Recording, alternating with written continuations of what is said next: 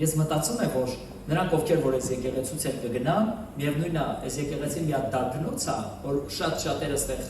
կրթվել, դաստիարակվել, հետո կգնան ուր, որ կգնան այնտեղ օգտակար կլինի։ Բայց աստվածապաշտ մարդիկ, որոնք ստեղ են, մենք շարունակում ենք Տիրոջը երկրպագություն մատուցել։ Աղոթում է Տիրոջը, խնդրում է, որ Տեր մի հատ խոսք դիր սրտից մեջ, ինչ խոսամ քո ժողովրդի հետ։ Ինձ համար դժվար չի քարոզ պատրաստելը, ինձ համար դժվար է հասկանամ լսարանից պահանջը, կարիքը, հասկանամ ինչ է ուզում Աստված, ինչ կերակուր պատրաստ է։ Մեկ Լուսին են ասում, դե մի բան ասա սարքեմ էլի։ Ասում արդեն հոգներ է, մի բան ասա, ինչ սարքեմ, ուտենք։ Դժվար չի բան սարքելը, կարևորը զգաս ինչա պետք է։ Նույնը եկեղեցում է, կարևորը հասկանաս Սուրբ Հոգին ինչ է ուզում։ Ուսեց արդեն աղոթում է Տեր, ասում եմ, մի հատ խոսք դիր մեջս, որ հասկանամ, որ ժողովուրդն ինչի կարիք ունի, ու մի հատ խոսք եկավ, կործանված ապագա։ Ու մի անգամից ես մեր ժամանակները նկատեցի ու տեսա, որ իսկականից լրիվ մեր ժամանակին համահունչ վերնագիր է, կործանված ապագա։ Ասում եմ, ընդհանրեն այս կարճ ժամանակի մեջ նա քանի երկրների մեջ երկրաշարժ եղավ, ու հզոր երկրաշարժ էր, 7 ու քանի բալով։ Այս վերջ անգամ եղավ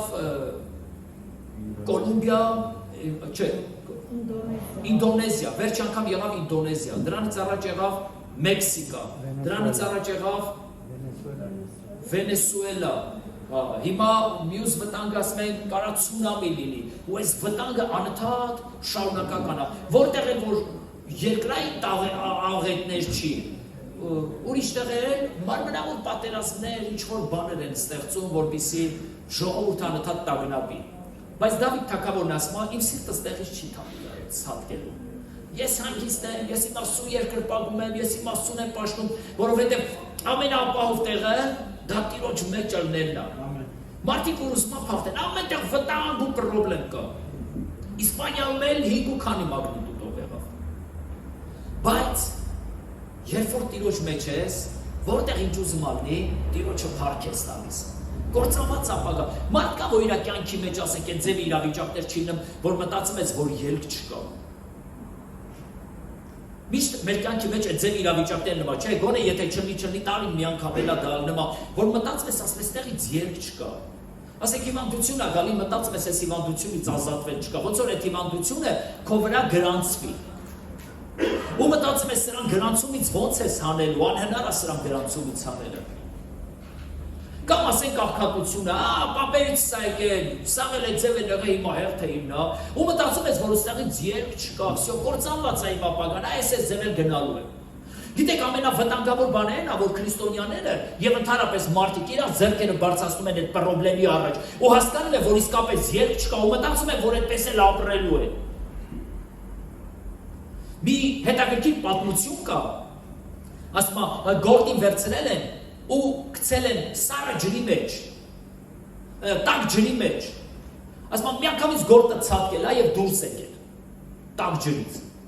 ասում է, հետո վերցրել են գցել են սառը ջրի մեջ եւ դրել են գազի վրա, կամաց տաքացրել են, գործը մեջին եփել է։ Երբ որ մարդը կամաց տենց ասել աղբորս ադապտացվում է, ինքը համակերպվում է այդ իրավիճակին, միջև մահ գնում է ձև։ Իսկ մի անգամ վերցնում են գործին ու գցում են սմետանի մեջ։ Ասում են սմետանի մեջ այնքան է գործը գնում գալի, միջև այդ կարակա դառնում, կանգնում ավրեն ու ցատկում դուրս։ Բայց այն գործը, որը որ համակերպվի, հաստատ այդտեղ կխեղդվի, կսատկի։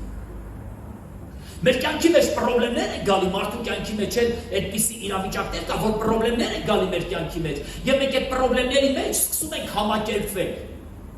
Գիտեք, երբ որ պրոբլեմը մի անգամից է գալի, դու մտածում ես թռիչքի մասին, որ դուրս գաս այդ վիճակից, բայց երբ որ այդ պրոբլեմի մեջ կամաց քեզ ադապտացնում են, հարմարվում ես, կամաց դառնում է դա քո կենսապայմանը, եւ այլևս չես էլ մտածում այդտեղից դուրս գալու մասին։ Ժամանակներ առաջ երբ որ մենք մի հատ պայթյունի պատերազմի շշուկ էինք լսում, ինչ տագնապ էր, չէ՞ տեղի ունենում։ Այսօր դու կարաս դուրս գաս դուռը, բեսպիլոտնիկներ նայես։ Ու գնում են դրանք։ Բայց չես վախենում։ ասպես իմ Տերը ինձ հետ է։ Փառք Տիրոջը, մեր Տերը մեզ հետ է, ժողովուրդ ջան։ Պրոբլեմներին դու քո աչքերով կտեսնես, բայց քո Տերը քեզ հետ է։ Կործանված ապագա։ Մարդիկ մտածում են, որ ապագան կործանված է, ով ինձ այս վիճակից կազատի։ Կան չէ անհաջող բաներ կան մեր կյանքի մեջ, անհաջողություն, ասենք ինչ անում ես անհաջողություն ալին։ Որ ասում ես, չի մի բան, որի մեջ հաջողվեմ ես։ Կա այդ ձևի բան, թե չկա։ Գործը բռնում ես անհաջող, ասում ես, ինչի, այն մյուսը բռնում է շատ լավ, դու բռնում ես անհաջող։ Սրանք խնդիրներ են, պրոբլեմներ են, որ հաճախակի մեր կյանքի մեջ արթնանում են։ Եկեք ավելի խորը գնանք, տեսնենք ինչ կարելի անել, ոնց կարելի է հաղթել այդ իրավիճակներին։ Աստված թույլ տվեց, Երեմիա 29-րդ գլխից եմ խոսալու ձեզ հետ, Տերը թույլ տվեց, որ Իսրայել ժողովուրդը գերության գնա։ Իսրայելը չգիտեր քանի տարի է գերության գնալու, բայց Աստված արդեն ծրագիր ուներ 70 տարի։ 70 տարի Իսրայելին տանում էր գերության։ Եվ գիտեք, այդ ժամանակ մարգարեներ կային Իսրայելի մեջ, որ վեր կացան եւ մարգարացան եւ ասին. Տերն այսպես է ասում, որ մենք գերության չենք գնալու եւ այս երկրից ոչ մեկը դուրս չգա, Տերը մեզ հետ է։ Եվ հետաքրքիր է, որ մնացած ժողովուրդը դուրս եկան գերության, որովհետեւ Երեմիա վեր կացավ եւ ասեց, որ Տերն այսպես է ասում, որ ես ձեզ Բաբելոն գերության եմ տանելու, դուրս եկեք ու գնացեք Բաբելոն։ Տեսեք, երկու մասի բաժանվեցին, այս մի մասը գնացին գերության, այս մի մասը մնացին Բաբելոնում, Իսրայելում։ Եվ գրված է, եւ նրանք ովքեր որ մնացին, Տիրոջ բարկությունը մնացածի վրա եկավ եւ ասեց. երբ որ ես մարգարեական ասեցի, որ դու դուրս գա գնալ Բաբելոն, ինչի՞ համար դուրս չեկա։ Որովհետեւ դուք լսեցիք ձեր սուտ մարգարեներին, որոնք ասում են, որ մնացեք լավ լինելու եւ սրա վերջը շատ վատ էր։ Եվ նայեք մի քիչ ավելի առաջ, տեսնեք 29-րդ գլուխ 4-ից 6 համարների մեջ։ Եվ այսպես է ասում Զորաստերի Իսրայելի Աստվածը. բոլոր գերիներիդ, որոնց ես գերի տանել տվի Երուսաղեմից Բաբելոն,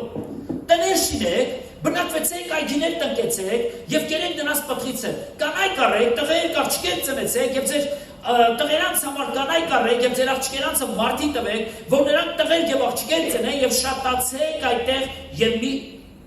քիչացեք։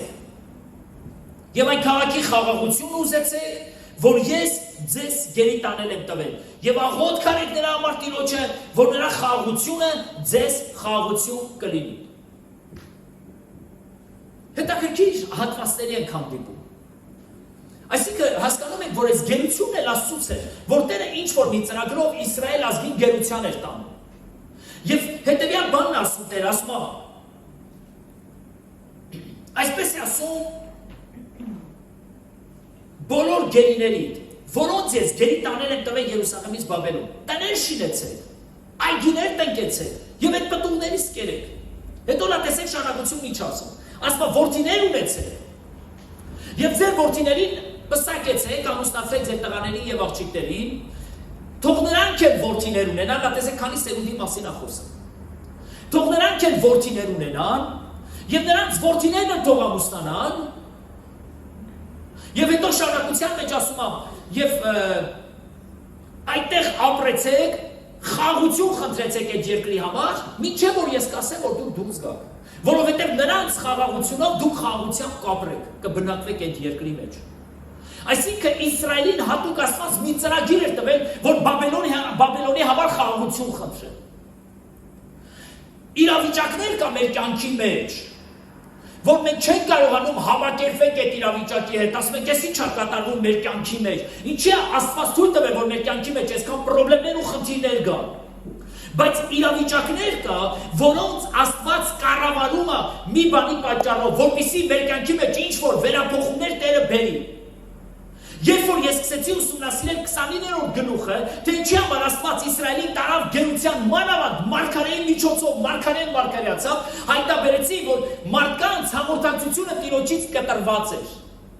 Մարդիկ Աստծո այդ հաղորդակցություն չունեին, եւ Աստված սրա պատճառով Իսրայել ազգին տարավ գերության։ Գնացեք Բաբելոն գերության։ Եվ ինքը սկսեց Բաբելոնում դաստիարակել Իսրայելի ազգին։ Իսկ նրանք, ովքեր որ դարձյալ կամակորությունով լցվեցին եւ չցանկացան լսեն, նրանց հետ գրված է սուրը, ժանտախտը եւ սովը նրանց Իսրայելի երկրում զարգեց։ Բայց ովքեր գնացին Բաբելոն, Տեր ասեց. ամուսնացեք, որդիներ ունեցեք, թող ձեր որդիներն էլ մեծանան, նրանք էլ թող ամուսնանան։ Եվ շարունակության մեջ ասում է, եւ խիստ շատացեք։ Խիստ շատացեք։ Չի ասում թե, ասում է խիստ շատացեք։ Այսինքն, եթե կարելի է շատանալ, ուրեմն խիստ պետք է շատանալ, շատ շատանալ։ Մենք այս երկրի մեջ ենք, եւ Աստծո նպատակն է, որ այս երկրի մեջ ենք շատանալ։ Ավետարանենք, քարոզենք, վկայենք, ծառայություն անենք, աղոտ բարձրացնենք այս երկրի խաղաղության համար։ Միգուցե Տերը մեզ բերել է այս երկիր, որպեսզի այս երկրի համար խաղաղություն խնդրենք։ Աստված մեզ բերել է տներ շինենք, ծառեր դնենք, որդիներ ունենանք, պսակենք նրանց եւ այս երկրի խաղաղությունը խնդրենք եւ այս երկրի մեջ շատանանք։ Սա Աստծո ծրագիրն է։ Բաներ կա Աստվածին տա ծրագրում, ոչ թե մենք ենք ծրագրում, այլ Տերը ինքն է ծրագրում մեր կյանքը։ Ուզում եմ սրանով մի փոքրիկ բան ասեմ քեզ։ Երբեք մի վախեցի, որովհետև Աստված քո կյանքի բոլոր օրերը իր ձեռքերի մեջ գրի ունի առած։ Քո կյանքը դրոշմված է նրա ափի մեջ։ Դու կմտածես կասես, ես ինչ է կատարվում իմ կյանքից մեջ։ Ես քեզ ասեմ, Աստված ամեն ինչ անում է ճիշտ իր ժամանակին։ Իսրայելը կորցրել էր իր հարաբերությունը Տիրոջ հետ, եւ Աստծո նպատակն էր այդ հարաբերությունը վերականգնել։ Եվ 70 տարի Աստված Իսրայելի Բաբելոնի մեջ դաստիարակում էր, այսինքն վերականգնում էր Իսրայելի միջի կորցրած հարաբերությունը։ Տեսեք, նրանք հրյան ժողովուրդ էին, բայց Աստծո այդ հաղորդակցությունը կորցրել է։ Դու կարաս լինես հավատացյալ, բայց Աստծո այդ հաղորդակցությունը կորցրած։ Տերը վերականգնում է մեր միջի հարաբերությունը, որովհետև Աստծո ցանկությունն է, որ նա մեզ հետ եւ մեր մեջ ապրի։ Բոլոր ժամանակներում Տերը մի հավիտենական ծրագիր ուներ, դա իր ժողովրդի հետ լինելն էր, որ ինքը իր ժողովրդի հետ ապրի։ Եսայիա մարգարության մեջ 54-րդ գլուխ 7-8 հավանների մեջ է ձև ասում. մի փոքր վայրկյան քեզ թողեցի, բայց մեծ ողորմությունով քեզ պիտի հավաքեմ։ Մի փոքր վայրկյան, գիտեք, երբ որ Աստված քեզ թողնում է մի փոքր վայրկյան, քեզ համար տարիներ է դա թվում։ Մեռնել ես ուզում, ապրել չես ուզում, մտածում ես, որ ամեն ինչ վերջացավ, վերջ արդեն, այն կյանքը ինչ որ դու ունեիր, արդեն կործանված է քո ապագան։ Բայց Տերն ասում է, մի փոքր վայրկյան քեզ թողեցի, բայց մեծ ողորմությունով քեզ պիտի հավաքեմ։ Եկեք մի քիչ ետ գնանք դեպի Հոբի կյանքը։ Հոբի իր համար տանը նստած էր։ Հանկարծ ծառաները դուռը բացեցին եւ առաջին ծառան դուռը բացեց ու ասեց. «Գիտես, դու սա ունեցվածքը հապշտակեցին, ես ինչ երկրացիները, մովաբացիները եկան, ավիրեցին, կործանեցին, ավանակները տարան, բաները տարան, ուխտերը տարան»։ Եվ գրված է Հոբը լսում էր թե ինչ ասում, երբ որ առաջինը վերջացրեց, երկրորդ ծառան մտավ։ Փղշտացիները եկան ու ամբողջ հոտերը տարան։ Երբ որ երկրորդը վերջացրեց, Հոբը լուր լսում էր թե ինչ ասում, երրորդը մտավ։ Եվ ասեց, գիտես, մի մեծ երկրաշարժ եղավ, եւ տունը փլվեց եւ քո բոլոր որդիները, աղջիկները ու տղաները բոլորը մնացին այդ տան տակ։ Եվ բոլորը մահացան։ Ինչ եք մտածում, Հոբի կյանքը չկործանվեց։ Հոբի ապագան չկործանվեց։ Հոբը ինչ ապագա ուներ իր երեխաների համար։ Գրված է, որ Հոբը ամեն անգամ, երբ որ իր զավակները հավաքվում էին մեկտեղ, հաց ուտելու, Հոբը զոհեր անում նրանց համար, որպեսզի արյունով ցանկապատում էր նրանց։ Տիրոջ անունն էր կանչում, որ հանկարծ իր զավակներին մեկին ոչ մի բան չլինի, ոնց որ մենք ենք անում։ Բայց փորձանքը փորձանքի ետևից, ճարիքը ճարիքի ետևից, դու առավոտյան արտանում ես, աղոթում ես քո եկամուտի համար, քո բիզնեսների համար, քո ծրագրերի համար։ Հանկարծ մի օր արտանում ես, որ պետք է աղոթես, կամ հասցնում ես աղոթես, կամ չէ, մեկ էլ հանկարծ դուռը խփում են եւ ասում, գիտես այդպես բան եղավ, երկրորդը գիտես այսպիսի բան եղավ, եւ դու սկսում ես քո զավակներին օրտել, հրճակել, եւ երրորդ բանը հանկարծ Հոբը լսում է, որ իր բոլոր զավակները մեկ օրվա մեջ մահացան։ Դժոխք, Հոբի կյանքը դարձավ դժոխք, իր ապագան ամբողջությամբ կործանվեց։ Դա մի քիչ շարունակենք տեսնենք, մի քիչ երսկոմիշ կա։ Աստված Իսրայելի թույլ տվեց, որ գերության գնա։ Եվ Նաբուգոդոնոսորը եկավ Իսրայել ազգի վրա եւ բոլոր հրեաներին գերության տարավ եւ այնտեղ 3 պատանիներ, 4 պատանիներ կային, Սեդրաքը, Միսակը, Աբեդնագովը եւ Դանիելը։ Այս պատանիներին էլ գերության տարան։ Դուք պատկերացնում եք սրանց ծնողների վիճակը։ Գերի էին գնացել։ Մենք ինչքան ենք աղոթել մեր հայ գերիների համար, որ ետ վերադառնան։ Եվ նրանք պատանիներ չէին, նրանք արդեն երիտասարդներ են, մարտիկներ են, զինվորներ են, բայց գերության գնացին, բայց մենք լացով, արցունքներով աղոթում ենք, որ մեր զինվորները ետ վերադառնան մեր գերիները։ Մինչև օրս մենք աղոթում ենք, որովհետև գերիներ ունենք։ Եվ պատկերացրեք, այս 4 պատանիները գերության էին գնացել, եւ ոչ միայն այս 4-ը, այլ ամբողջ Իսրայել ազգն էր գերության գնացել։ Բայց այս 3-ի մասին տեսեք հլա ինչ է գրված։ Ասում եւ Նաբուգոդոնոսորը մի խարույկ վառեց, մի աստված կանգնացրեց եւ մի խարույկ վառեց եւ ասեց բոլոր ազգերը պետք է իմ Աստծուն երկրպագեն։ Բոլոր ազգերը։ Եվ մունետիկներ կանչեց, նվագարաններ ասեց, երբ որ լսեցիք սերիների բոլոր գործիքների ձայնը, բոլորը տնկնում եք ու իմ սարքած Աստծուն երկրպագում եք։ Եվ Սեդրաքը, Միսակը, Աբեդնագովը ոչ ծնկեցին, ոչ էլ երկրպագություն մատուցեցին։ Սեդրակի, Միսակի, Աբեդնագովի կյանքը կործանվեց։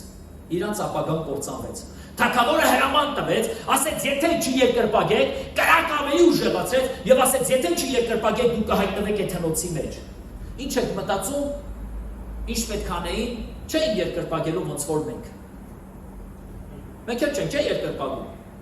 Ասեք ինչքան ուզում է փողը մեզ համար կարևոր է, առաջ ասված պաշտությունը, հետո փողը, հետո այն մնացած բաները, չէ։ Ասենք մեզ նման այդպես տիրոջը երկրպագող սիրող մարդիկ էին։ Եվ տեսնում եք, որ հնոցը ուժեղացրեցին, բայց Սեդրակը, Միսակը, Աբեդնագովը դարձյալ կանգնեցին եւ ասին մենք չենք երկրպագի օտար աստվածների, որովհետեւ մեր աստվածը մի աստված է եւ միայն նրան են երկրպագություն անելու։ Եվ այդ ոսկե արձանը չերկրպագեցին, այսօր ամբողջ աշխարհն է ոսկի երկրպագում, ամբողջ աշխարհը, բացի քրիստոնյաներից։ Մենակ քրիստոնյաները չեն ոսկի երկրպագում։ Քրիստոնյաները ուղղակի փողը օգտագործում են իրաց համար։ Նայում ենք մի քիչ առաջ եւ ասեցի, որ Սեդրակին, Միսակին, Աբեդնագովին գցեք այդ կրակի հնոցը։ Իրանց ամբողջ ապագան կործանվեց։ Եվ նրանք ասեցին. լսիով թագավոր, եթե անգամ մեր Տեր Աստվածը մեզ չպահի այդ կրակի հնոցի մեջ, միևնույնն է մենք քո Աստծուն չենք երկրպագելու, որովհետև մենք մի պաշտամունք ունենք, դա մեր Տիրոջը երկրպագելն է։ Երանի այսօր ամբողջ աշխարհում մենք քրիստոնյաները մի պաշտամունք ունենան, եւ այդ պաշտամունքը միայն իրաց Տեր Աստծուն երկրպագելը լինի։ Միայն նրան պաշտեն ու միայն նրան երկրպագություն անեն, միայն նրան մեծարեն։ Սատանան մոտեցավ Հիսուսին, ասեց, եթե դու ինձ երկրպագես, ուզում էր երկրպագությունը գողանար, պաշտամունքը գողանար, երբեք քո պաշտամունքը թույլ մի տա, որ սատանան գողանա, քո պաշտամունքը քո կյանքի ամենաթանկ զենքն է, ամենաուժեղ զենքն է, երբեք թույլ մի տա, որ սատանան գողանա։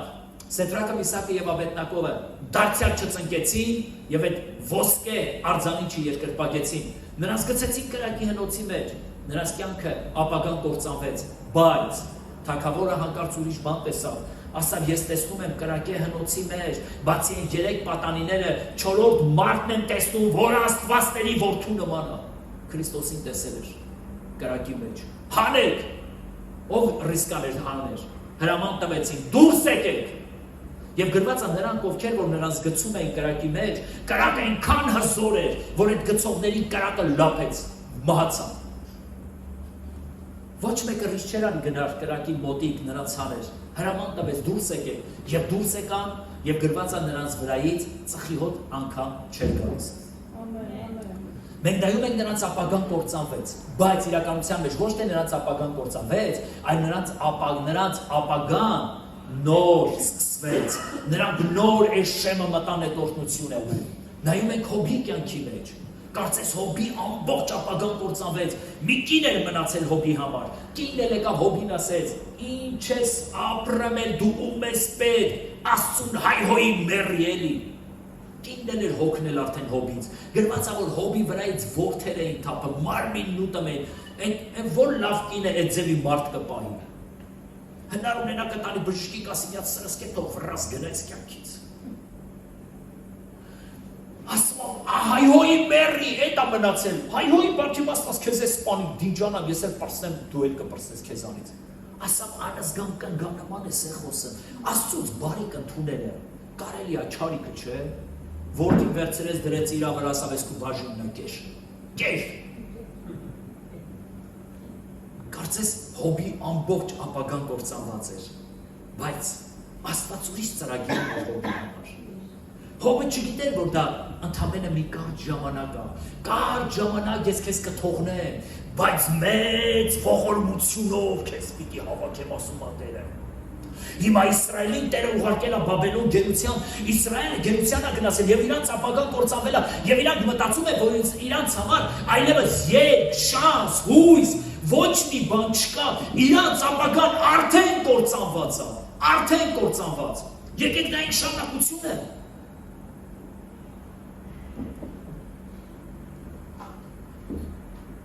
Երեմիա 29-րդ գլուխ 10-ից սկսենք կարդալ, որովհետև այսպես է ասում Տերը, որովհետև հենց որ լրացավ 70 տարին Բաբելոնի համար, ես ձեզ պիտի այցելեմ եւ հաստատեմ ձեզ համար իմ բարի խոսքը, որ ձեզ է երբ բերեմ այստեղը։ Այսինքն Աստված գիտեր ժամանակը 70 տարին է, բայց Իսրայելը չգիտեր այդ 70 տարի։ Բայց Տերը գիտեր, որ Իսրայելին տանում է 70 տարի դաստիարակելու, գիտեք, այցելության ժամանակ կա, նեղության ժամանակ է կա, Սողոմոնն ասում է քարեր հավաքելու ժամանակ ունի, թափելու էլ ժամանակ ունի, ծնվելու ժամանակ կա, մեռնելու էլ ժամանակ կա, ուրախանալու ժամանակ կա, տխրելու էլ ժամանակ կա, այսինքն ամեն ինչը ունի իր ժամանակը։ Հիմա, երբ որ դու նեղության մեջ ես, ժամանակ կա, որ դու պետք է հասնես այդ նեղությունով, այդ դժվարությունով, այդ աղքատությունով, այդ պրոբլեմներով, այդ ցավերով, այդ հիվանդություններով, այդ անհաջողություններով, չկա այդպիսի մարդ, որ անհաջողություն իր կյանքի մեջ չտեսնի, պրոբլեմներ չտեսնի, դժվարություններ չտեսնի, այսինքն միշտ այդ գերությունը կարծես մեզ սպասում է, ինչ որ մի օր մենք գնում ենք այդ գերությանը, բայց դա ժամանակ ունի եւ գրված է, եւ երբ որ այդ ժամանակները կլրանա, ես այցելություն կանեմ ձեզ։ Սա նշանակում է, որ մենք օտարացած չենք, մենք Աստծո սեփականությունն ենք։ Նա քեզ մի կարճ ժամանակ կթողնի, բայց մեծ ողորմությունով քեզ պիտի հավաքի։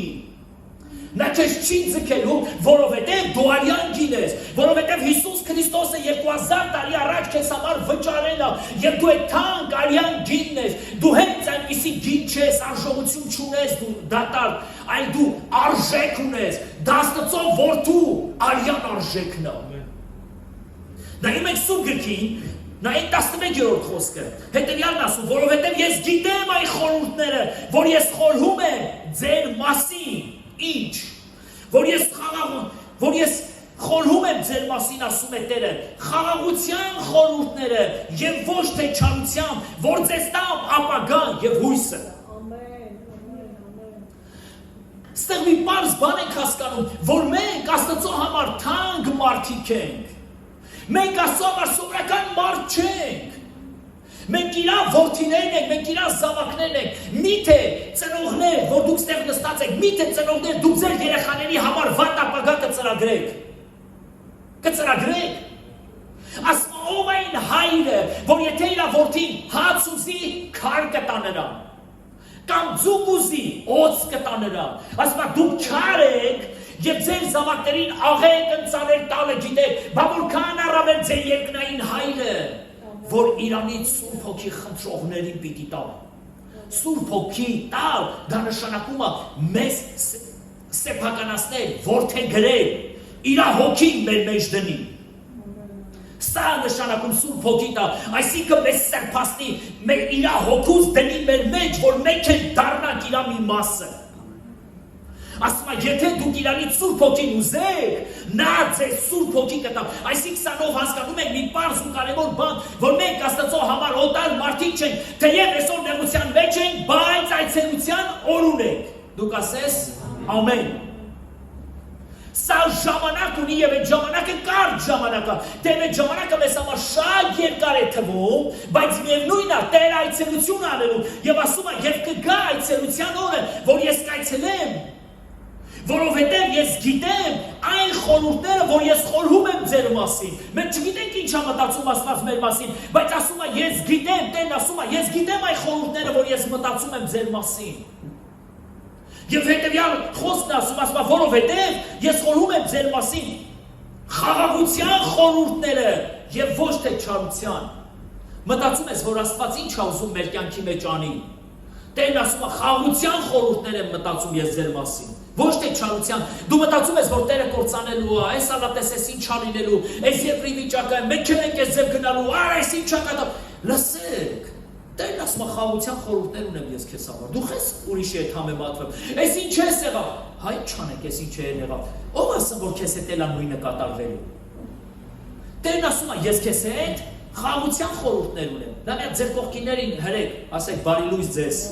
Հալելույա։ Դա տեսեք Արթունա, Զարթունա, քնածա, վերակացել, զբաղված է, հեռախոսի մեջ է, ու որտեղ է, ինչով է զբաղված, տորի երազա տեսնեմ։ Վերկացա։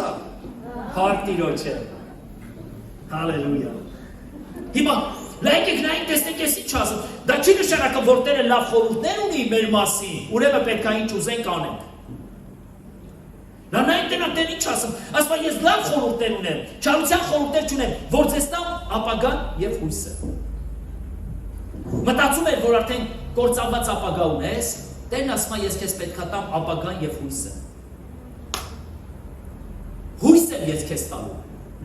Հույսս կորցրել եմ, հույս եմ ասում ես քեզ տալու։ Ես քեզ համար լավ ծրագրեր ունեմ։ Դու քնած ես, բայց ես ծրագրում եմ քո ամբողջ կյանքը։ Ես մտածում եմ քո մասին։ Հովսեփը իր կյանքը արդեն իր ապագան կործանված էր տեսնում։ Երբ որ ինքը գերության գնաց, այդ գերությունից էլ նրան տարան վաճառեցին լրիվ ուրիշ մարդկանց վրա, պատկացեք Հովսեփի ամբողջ ապագան կործանվեց, ամբողջ ապագան, բայց ոչ թե կործանվեց, այլ Հովսեփի ապագան նոր սկսվեց։ Դու երբ որ կյանքիդ մեջ չարիքներ ես տեսնում, մի մտածի որ քո մոտ ամեն ինչ մեռավ, վերջացավ, մենակ մնացել է որ հոգիս է տանում պրսեմ, ընդհակառակը մի նոր բան է քո կյանքի մեջ սկսում։ Արի նայենք Աստծո աչքերով, ինչ ես ուզում դու Տեր իմ կյանքիս մեջ։ Ես մի փոքր վկայություն եմ ուզում տամ իմ քրոջ Տիգրանի, քրոջս տղայի մասին, Տիգրանի։ Երբ որ վթարի էին ենթարկվել, ավարիա էին տվել, շատ ծանր էր իրավիճակը, եւ ինձ հնարավորություն տվեցին, որ ես մտնեմ պալատ, մտա պալատ, տեսա ականջների ծարուն ա գնում, քիթ, բերան, կեղտ, ցեղ, արուն, տեղ չկա, որ արուն չլինի, այն որ ասում ախորժելի դեմք չկար, ախորժելի դեմք չկար վրա։ Ինք ամբողջությամբ անջատված պարկած մենակ թպրտում էր ցավերից։ Բշտեն ասին թոքերը տրակած է, թողեք հենց հանգիստ մահանա։ Ուղեղի մեջ և ուղեղի վրա արուն էր թափել։ Ասին անգամ, եթե ինքը կենթանի մնա, միևնույն է սաղ կյանքը ինքը պետք է անդամալուց խոտի պես եք իրան պահել։ Անհնարավոր ինքը ապել։ Տեղ չկար, որ արուն ու կոտրվածք չունենար։ Երբ որ այդ իրավիճակը տեսա, կարելի ասել, որ ամբողջությամբ հուսահատվում ես, մտածում ես, որ երկ չկա, բայց բժիշկներից մեկը մոտեցավ ու ասեց, եթե ուզում եք ինքը ապրի, տարեք Երևան։ Դուք այսօր իրան տեսնում եք, երբ որ մենք տարանք Երևան, ես գնացի Երևան, գիտեք բժիշկեն ինչ ասի։ Հիվանդի տիրոջը հետևյալ բանն են ասում, ես մեռել լուր եք բերել։ Ասում են ես մեռելին ուր եք բերել, բերել եք ստեղ սպանեք մեր հիվանդանոցի վրա մինուս գա, բայց դու տեսնում ես ապագան կործանված, բայց Աստված ուրիշ ծրագիր ունի, դուք այսօր տեսնում եք ինքը ստեղ ամուսնացավ, երկու լավ երեխա ունի, Աստված ինչ ծրագրեր ունի քո համար, դու մտածում ես քո ապագան կործանված է, ես քեզ հետևյալն եմ ասում, Աստված բարի ծրագրեր ունի մեզ համար, երբեք վատ բան մի մտածեք ձեր կյանքի ապագայի համար, եթե անգամ ես երկրի վրա իմ կյանքն է դադարի, սա նշանակում է, որ նա է այդպես ծրագրեր, իմ կյանքը սկսում է շարունակվել նրա հետ, ընդմիշտ նրա հետ, Եվ առանց դրա ես իմ կյանքը չեմ կարողանում պատկերացնել։ Երբեք դու քո կյանքը առանց դրա մի պատկերացրու, որովհետև ամենակարող Աստծո ձեռքը քեզ հետ ալինելու։ Միգուցե շատերը քեզ ասում են, քեզ համար շանս չկա, ելք չկա, հնարավորություն չկա։ Ես քեզ հետևյալն եմ ասում, քեզ համար շանս կա, հնարավորություն կա, ելք կա, որովհետև այն հույսը ով վրա որ դու դրել ես, նա կենքանի Աստված է։ Նրա համար անհնարին բան գոյություն չունի։ Եվ հիմա Հովսեփը նկատում է իր ամբողջ ապագան կործանված։ Ինձ իմ եղբայրները վաճառեցին, ես լավ ապագա կունենայի իմ հորս տան մեջ, լավ ապագա կունենայի, կպսակվեի, երեխաներ կունենայի, բայց վաճառվեց որպես ստրուկ։ Եվ վերցրեցի որպես ստրուկ, տարան նրանք էլ վաճառեցին ուրիշների վրա։ Գիտեք, շատ քիչ ստրուկներ, որ ընտանիքներ են ունենում, որովհետև նրանց անդամահատում են, որպեսզի իրենց տան աղջիկների հետ չխառնվեն։ Պատկերացրեք, Եգիպտոսի մեջ Հովսեփը գնում է որպես ստրուկ, այսինքն նրա ամբողջ ապագան կործանված է։ Բայց Տերը Հովսեփի հետ էր։ Թույլ չտվեց որևէ մի վատ բան, տարաբանտ բանտում Հովսեփին պահեց։ Հետո բանտից հանեց ու միանգամից նստեց ամբողջ Եգիպտոսի վարչապետ։ Եվ երկու տղա ունեցավ, մեկի անունը դրեց մոռացություն, մոռացանցյալս, մյուսի անունը դրեց բարգավաճում, այսինքն օրհնվեցի ես երկրի մեջ։ Հետաքրքիր է, չէ՞, կործանված ապագան Աստված ինչ անում։ Դու մտածում ես, որ այլևս ելք չկա, մեկ է Տերը ասում, մի րոպե, ես ամբողջ գիշեր մտածել եմ քո մասին։ Եվ այն ամենը ինչ որ ես մտածել եմ քո մասին, դա դեպի լավն է եւ ոչ թե դեպի վատը։ Աստծո զավակ, ով ուզում անինես, դու կարող ասես, չգիտես, Հովիվ ջան, այսօր մեղք եմ, ես դրա մասին չեմ խոսում, մեղք ես գործել թե չես գործել, ես ուրիշ բան եմ ուզում ասեմ, ես ուզում եմ քեզ մի բան ասեմ Աստված քեզ համար ուրիշ ապագա ունի։ Դու մտածում ես, որ քո ապագան վերջացել է, բայց Տերն ասում է, չի վերջացել, նոր ենք սկսում, ինչ որ բան նոր ենք սկսում։ Հալելույա։ Տերը վաղը քեզ տեղից կտանի, Աստված մի նոր բան է սկսելու քո կյանքի մեջ։ Երբեք չմտածես, որ քո ապագան այս ձև վերջացավ։ 29-րդ գլուխ 12-րդ խոսք։ Եվ դուք կկանչեք ինձ, եւ կգնաք եւ աղոտ կանեք դեպի ինձ, եւ ես կլսեմ ձեզ, եւ դուք ինձ կորոնեք եւ կգտնեք, որովհետեւ ինձ կխնդրեք ձեր բոլոր սրտով։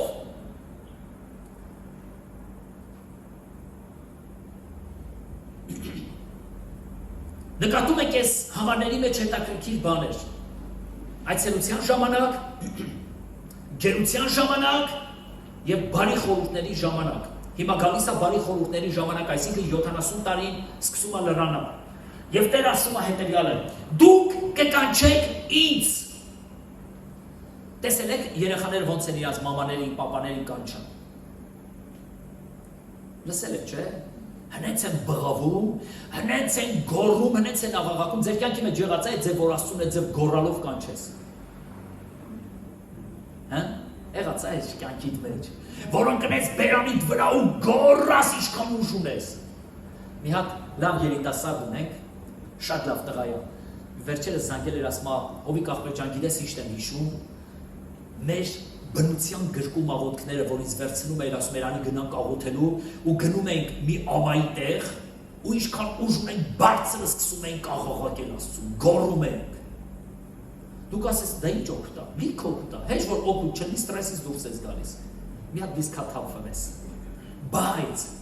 այս ամենի մեջ դու սկսում ես քո Տեր Աստծուն աղաղակել, գոռալ, կանչել նրա անունը, եւ այստեղ համարը սուրբ խոսքը հետեւյալն ասում է, եւ դուք կկանչեք ինձ, կկանչեք, այսինքն ինչքան ուժ ունեք կաղաղակեք, կամ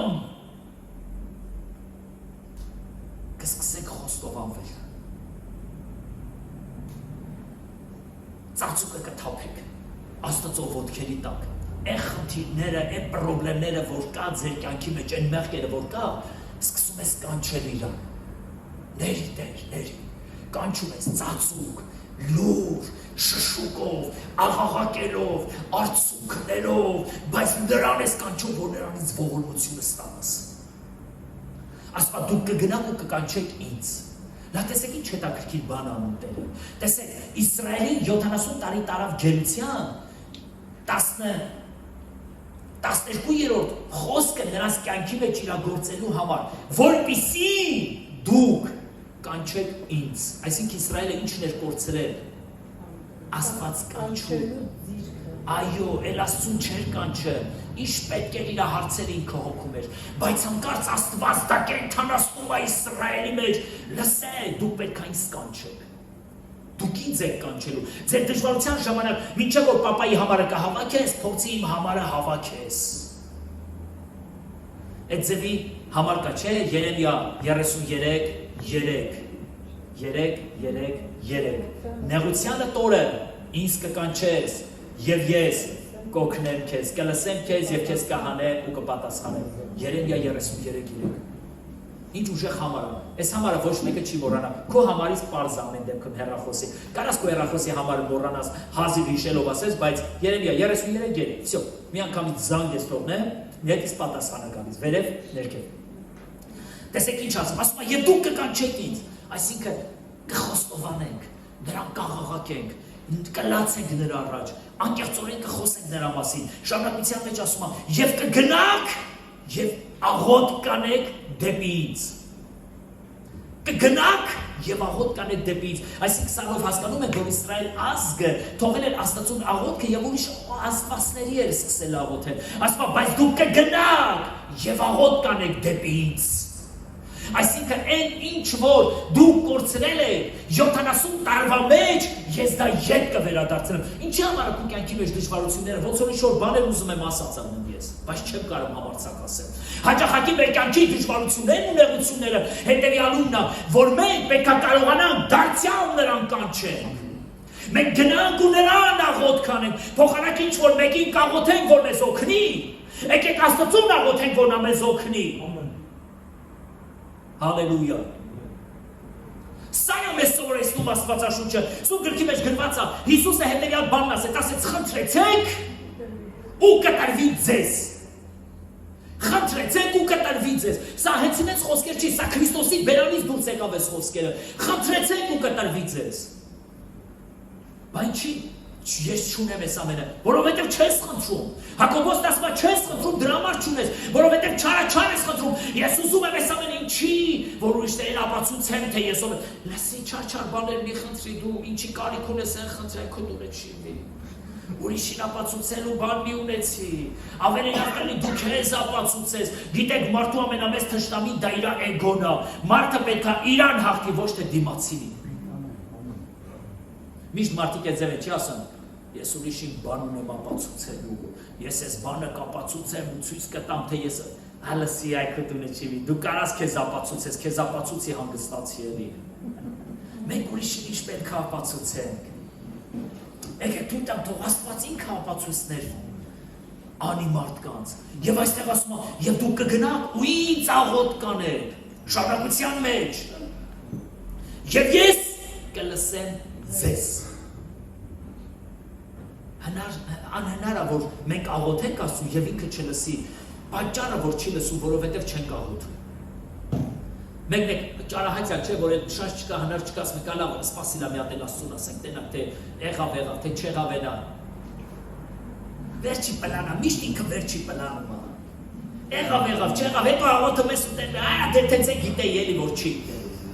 Գիտես ինչի, որովհետև դու իրան միշտ վերջի պլան ես գցում, ինքը որ կարող ամեն հարցեր լուծի ու ավելի լավ ճշգրիտ ճանապարհներով լուծի, ինքը միշտ վերջի պլանն է։ Սա գործը խառնում ենք իրար, հետո տենում ենք երբ չկա, ասում ենք հլա իրան կանչենք տենանք ինքը կարա այս վիճակից հանի։ Եկեք ավելի շուտ իրան կանչենք, հա։ Եվ շարունակության մեջ այս ձև ասում, եւ ես կլսեմ ձեզ, եւ դուք ինձ կորոնեք և կգտնեք ոնց որ Հիսուսը խոսք է դա էլի փնտրեցեք և կգտնեք և այստեղ Երեմիային Տերն ասում է և դուք կփնտրեք ինձ և կգտնեք Փնտրելը գիտեք, չէ՞ ոնց ալնա։ Ամեն բանի մեջ իրան ես ուզում։ Ուզում ես իրականքը, Տեր ինչ ես ուզում, խնդրում եմ ինձ հայտնի Տեր։ Ամեն ինչի մեջ քնում ես երազներիդ մեջ իրան ես ուզում։ Քայլում ես իրան ես ուզում։ Եկեղեցի ես գալի իր խոսքերն ես ուզում, ուզում ես ինքը քեզ մի բան ասի, անես թե չանես։ Ամեն ինչի մեջ իրան ես փնտրում։ Տերն ասում, փնտրեք, կգտնեք։ Տերն այդպես ասում։ Եթե Աստված ասում է, ուրեմն ինքը ճիշտ ասում։ Եվ ամենավերջում հետևյալն ասում, եւ կգտնեք, որովհետեւ ինձ կխնդրեք ձեր բոլոր սրտով։ Ինձ կխնդրեք ձեր բոլոր սրտով, այսինքն ամբողջ սրտով, ամբողջ հոգով իրան կխնդրես։ Անհնար է, որ Տերը չպատասխանի։ Եթե Տերն ասում է, եթե այս ձև անեք, ես կպատասխանեմ։ Միթե մենք այդ ձև կանենք ու ինքը չի պատասխանել։ Չեն կպատասխանի, դա տեսեք շարունակության մեջ ինչ ասում։ Եվ ես կգտնվեմ ձեզ համար։ Հալելույա։ Այդ ձերի դժվար իրավիճակ, անելանելի իրավիճակ չկա, որ մենք Աստծուն կանչենք ու ինքը գտնվի եւ մեզ այդ վիճակի մեջ թողա, ինքը մեզ ընդդեղից հանելու է։ Եվ ես կգտնվեմ ձեզ համար, ասում է Տերը։ Եվ ետ կդարձնեմ ձեր գերությունը։ Ետ կդարձնեմ ձեր գերությունը, այն ինչ որ կորցրել եք։ Եվ կժողվեմ ձեզ ամեն ազգերից, ամեն տեղերից, ուր որ ձեզ աքսորել եմ, ասում է Տերը։ Ինչ դժվարությունների մեջ է քեզ աքսորել։ Աղքատության մեջ, հիվանդության մեջ, թույլ է տվել, որ դու տեղ հայտնվես, մի պատճառով, որովհետև ինքը ուզում է ինձ դաստիարակի, քեզ դաստիարակի։ Դրա համար է թույլ տվել, որ մենք հայտնվենք այդ օտար ազգերի մեջ, այդ օտար խնդիրների մեջ։ Աստված ծրագիր չունի մեր կյանքի համար վատը։ Աստված միշտ մեր կյանքի համար լավ ծրագրեր ունի, օրհնյալ ծրագրեր ունի, բայց հաճախակի թույլ է տալի, որ մենք այնտեղ հայտնվենք, որպեսզի վերականգնվի մեր աղոթքի կյանքը, վերականգնվի իրան աղաղակելու կյանքը, իրան խնդրելու կյանքը, իրան փնտրելու կյանքը, Տերը սա վերականգնում է մեր մեջ, սա ամենաթանկ պաշտամունքն է մարդու կյանքի մեջ, որ մարդը միշտ Աստծո հետ է ապրում, բայց երբ որ մարդը կորցնում է, Աստված թույլ է տալի, որ մարդը հայտնվի այդ դժվար իրավիճակների մեջ, եւ հենց այդտեղ Տերը սկսում է վերականգնել մեր հարաբերությունը իր հետ, եւ շարունակության մեջ ասում է. Ուր որ ձեզ աքսորել եմ, ասում է Տերը, եւ ես ձեզ ետ կդարձնեմ այն տեղը, որտեղից որ ես ձեզ գերի տանել տվեցի։ Այս հաջողությունից Տերը մեզ գերի տանել տվեց որոշ խնդիրների դժվարությունների մեջ։ Ասում է ես ետ կդարձնեմ, նորից քորտնությունների մեջ ետ կդարձնեմ։ Նորից քորտնությունների մեջ կտանեմ հոգ ջան քեզ։ Մի մտածի։ Ես քեզ նորից կվերադարձնեմ, ես քեզ որդիներ կտամ, ես քեզ աղջիկներ կտամ, նրանք ամբողջ աշխարհի ամենասիրուն զավակները կլինեն։ Ես քեզ այնքան ունեցված կտամ, որ ամբողջ արևելքի մեջ որևէ մեկը քեզ նման ունեցված չունենա հող։ Ես քեզ այնքան հաջողություն եմ տալու։ Լսի Հովսե, դու մտածում ես, որ քո ապագան արդեն կործանվեց, բայց ես քեզ հետևյալն եմ ասում։ Ես քեզ այն ձևի ապագա եմ տալու, որ քո եղբայրները եւ իրանց ողջ գերդաստաններով եւ քո քուրը իրան տանիքով բոլորը կգան եւ քո հովանու տակ կհանգստանան։ Ես քեզ այս ձևի ապագա եմ ուզում տալ։ Ես չեմ ուզում կործանված ապագա ունենաս։ Ես ուզում եմ հաջողված ապագա ունենաս Հովսե։ Ես չեմ ուզում դու զգաս, որ քո ապագան կործանվել է, դու ելում ես պետք, ես քեզ ուզում եմ ասել, որ ես կարող եմ վերադարձնել քեզ, եթե դու վերադառնաս դեպի ինձ։ Ես քո 70 տարին, որ դու կորցրել ես, ես ավելիով քեզ եմ տալու դա։ Այդ 70 տարիները ավելիով քեզ եմ տալու, միայն եթե դու սկսես իմ երեսը փնտրել, միայն եթե դու ինձ կանչես, միայն եթե դու ինձ խնդրես, միայն եթե դու ինձ փնտրես, ես քեզ ավելիով եմ օրհնելու Հովսե։ Ես ուզում եմ դու այդ ձև անես։ Լսի Սեդրակ, Միսակ, Աբեդնագո, լսի։ Ես քո միջոցով կանեմ այն, ինչ որ որևէ մեկի միջոցով չէի կարող անել։ Ամբողջ Բաբելոնը քո Տեր Աստծուն կերկրպագի, որովհետև քո Աստվածը այն Աստվածն է, որը որ քեզ կրակի հնոցի մեջ պահեց։ Եթե դու դժվարության մեջ հավատարիմ մնաս, եթե դու սովորես երկրպագել Տիրոջը, Տերն ասում է ես կվերադարձնեմ քեզ, ես քեզ ազգերից կվերադարձնեմ, այն որ կորցրել ես նրանք սաղ ետ կբերեմ, սաղ ետ կբերեմ, ինչ վիճակի մեջ որ դու կաս, ես քեզ կօրհնեմ, քո ապագան կօրհնեմ, որովհետև ես վատ խորհուրդներ չունեմ քո մասին։ Հիսուս Քրիստոսը մեզ որդեգրել է հոր համար։ Եվ մենք մեր Տեր Աստծո սեփական ժողովուրդն ենք։ Մենք նրա հարցն ենք։ Մենք նրա եկեղեցին ենք, նա մեզ որդե գրել է, նա մեզ երբեք դեն չի գցելու, որովհետև մենք արյան գինենք, մենք թանկ գինենք, նա վճարել է մեր փոխարեն եւ մեզ գնել է եւ մեզ հաստատել է իր փառքի ճոխության մեջ։ Մի վախեցեք, այնինչ որ կատարվում է այսօր երկրի վրա, երբեք մի սարսափեք, միշտ իմացեք, որ քո Տեր Աստվածը քեզ հետ է ուր որ գնաս, նրա խոսքն է ձեւ ասում։ Ես քեզ հետ եմ ուր որ գնաս։ Ուր կգնաս նրա ձեռքը քեզ հետ անելու։ Ինչ գործ բռնես, Տերն ասում է պետք է հաջողություն տամ։ Ասում է բայց այդպես չեն ամբարիշտները։ Կյանք եմ խոստացել քեզ կյանք եմ տալու։ Օրդություն եմ խոստացել քեզ օրհնելու եմ։ Միայն դու ամբողջությամբ ինձանի կարճի։ Երբեք չմտածես։ Մի վախեցի ես քեզ հետ եմ։ Մի վախեցի։ Մարդիկ երբ որ խոճապի մատնված ասում են, այս բանը որ անեն ոնց կլինի, ասում եմ արդարն ինչ էլ անը մա հաջողվում է։ Արդարը մեր գործելուց էլ է հաջողվում։ Այնքան լավ է մեր գործելը։ Քան ամբարիշտ է։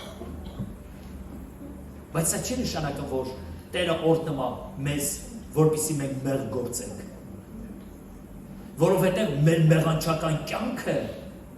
մեզ 70 տարի տանում է ետ։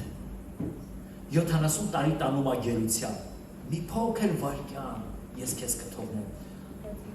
Սիրելի եղբայրներ, սիրելի քույրեր ջան, հարազատ մարդիկ, սիրելի եկեղեցի։ Մենք այսօր այստեղ ենք, որ վերականգնենք այն հաղորդակցությունը, որ կորցրել ենք Տիրոջ հետ։ Ժամանակներ առաջից ձև էր Տիրոջի երկրպագը։ Ժամանակներ հետո այսօր ոնց է երկրպագը։ Եկեք ետ վերադարձնենք այն ամենը, ինչ որ կորցրել ենք։ Այդ 70 տարին մեզ համար շատ երկար ժամանակաշրջան էր։ Մեզ այդպես է թվում, բայց դա Տեր ասում է կարճ ժամանակ, դա կարճ ժամանակ է։ Դաստիարակելու համար 70 տարի կարճ ժամանակ է։ Որոշ մարդիկ ընդամենը 70 տարի են ապրում։ Տերն ասում է դա կարճ ժամանակ է, կարճ։ Ես այս 70 տարվա մեջ հազիվ կարողացա քեզ հասկացնել ու սովորացնել, որ դու ինձ երկրպագ ես, որ ինձ կանչես, որ իմ անունը փնտրես, որ ինձ խնդրես, որ ես հայտնվեմ քեզ ու ասեմ ահա ես, ահա ես։ Եկեք դառնանք դեպի Տերը։ Եկեք ինչքան ենք տրտնջացել Տիրոջ առաջ։ Դու ինձ չես սիրել։ Եթե դու ինձ սիրեիր, ես կանեիր, այն կանեիր, լսի։ Մեկ դու քո երեխան որ կա քեզ ասի, եթե դու ինձ սիրեիր, ես կանեիր ինձ համար։ Դու նայում ես իրան ժպտում ես, ասում ես, երանի հասկանալիր իմ սերը տղա ջան։ Ես դրանով պետք է ճանաչեցնեի քեզ իմ սերը։ Ես քեզ ավելի շատ եմ սիրել, բայց դու չես հասկացել։ Ես այդ հնարավորությունը չեմ ունեցել, բայց մեր Տերն ասում է, ես ունեմ այդ հնարավորությունները, սա իմ ինձանից է։ Ես սաղի տալիս եմ քեզ չեմ կարող տալ։ Ես քեզ սիրում եմ, բայց ես ուզում եմ դու հավատարիմ մնաս։ Ինձ կանչես, որ ես միշտ քեզ հետ եմ, որ միշտ իմ ձեռքը քեզ հետ է, որ միշտ ես քեզ օգնական լինեմ։ Նրա ողորմությունը անսահման է։ Վերջերս ինտերնետում մի հետաքրքիր բան կարդացի, դու շատ եկավ ուզում եմ ձեզ ասել, միգուցե դուք էլ եք կարդացել, դուք եք գիտեք։ Հայրը տղային հարցնում է, ասում է տղա ջան, ես եմ ուժեղ թե դու։ Ասում է, ես պապ ջան։ Ասում է տղա, ես եմ ուժեղ թե դու։ Ասում է պապ ջան, նորից եմ ասում, ես։ Հերայլայվում է, տղայի կողքից հետ է քաշվում, ասում է տղա ջան, ես եմ ուժեղ թե դու։ Ասում է հիմա դու ես ուժեղ պապ, երբ որ դու ինձ հետ էիր ու ձեռքդ իմ ուսին էր, ես էի ուժեղ, բայց երբ որ դու ինձանից հեռացա, դու ես ուժեղ։ Մենք ուժեղ ենք, երբ որ մեր Տերը մեզ հետ է։ Ամեն։ Նա միշտ մեզ հետ է, մենք ուժեղ մարդիկ ենք, որովհետև մեր Տերը մեզ հետ է։